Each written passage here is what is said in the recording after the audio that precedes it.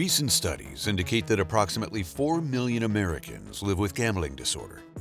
Additionally, roughly 9% of young adults report experiencing serious problems related to gambling.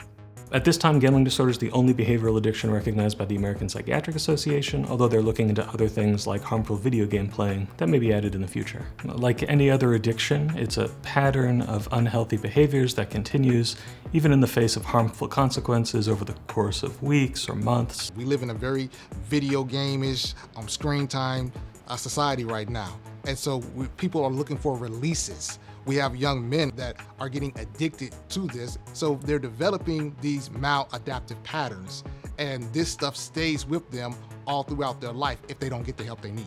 Fact is that its ramifications lend to all types of dysfunctions within the American household. Much like drugs or alcohol, gambling can stimulate the brain's reward system, leading to addiction. As legal gambling continues to expand, studies are showing a correlation between gambling disorder and mental health. Gambling disorder rarely travels alone. About 95% of people with a gambling disorder have some other significant mental health condition. When you have all these conditions at the same time, it's called multimorbidity, and it creates all kinds of other problems. It makes it difficult to screen, difficult to treat. How can gambling be dangerous? The gambling, sex addiction, the alcoholism is only a symptom of what's going on with someone. So they are using these things to help them cope.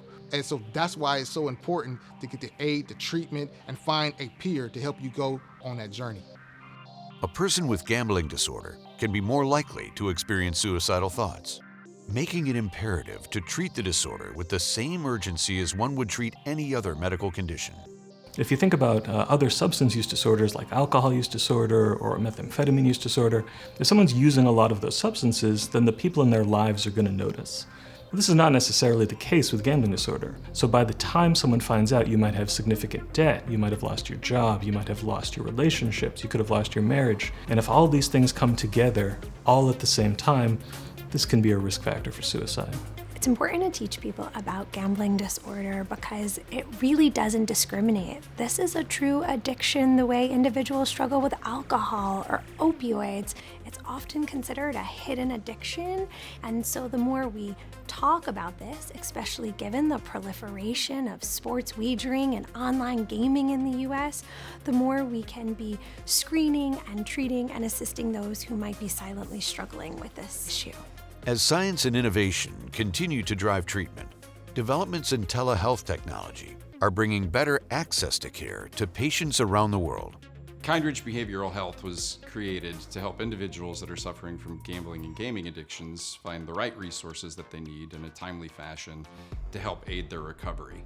Kindbridge leverages technology to bring together a lot of different care elements that are currently fragmented across the systems. Group treatment, psychoeducation courses, and skills building courses, hosting therapy, family group therapy, all in one place so that individuals who aren't sure where they need to start with their recovery journey have as many options as they possibly can. With many already struggling to receive access to care, the average 21-day wait time only increased following the onset of the pandemic, further expanding the need for teletherapy. Leveraging things like telehealth at the instant of a click of a button, where there's a trained professional anywhere, anytime that can be there to assist, especially in a time of crisis, is really important. Given that so many folks are gambling and gaming on mobile devices, I can't think of a more important way to be able to access help the very way that you have been finding yourself in trouble. By leveraging telehealth technology, Kindbridge provides an environment where individuals can discuss mental health issues when and where it is convenient. I would love to have access to care when I'm going through a difficult situation, especially when I feel like I am about to do something I shouldn't do. I want someone I can call. I want someone who knows the lingo, the language, who's non-judgmental, and who can help me in the process with that. The coaching elements, the peer support group elements, the therapeutic elements, and standardizing the way that we're collecting information as someone comes in through intake, all the way through what their successful outcomes look like 90 to 180 days after they complete treatment. All of that information helps inform everything from policy to process and makes care ultimately much better in the long run. In addition, the technology provides the expertise of clinically experienced therapists who help patients set goals and achieve positive outcomes. So unlike a traditional office-based setting, we at Kindbridge have access to all kinds of data about the clinicians, about the individuals seeking treatment, about the problems they're facing, and about the treatments that work and don't work. So we can create a match between the individual and the clinician and the treatment that's being used, and really improve outcomes for people. The future impact of teletherapy on mental health is going to be quite substantial. It's knocking down barriers. It's allowing us to access niche populations in ways we've never been able to access before, where they can connect with a professional who can help them and understand them and empathize with them and give people access points and tools to get to where they need to go as quick as possible.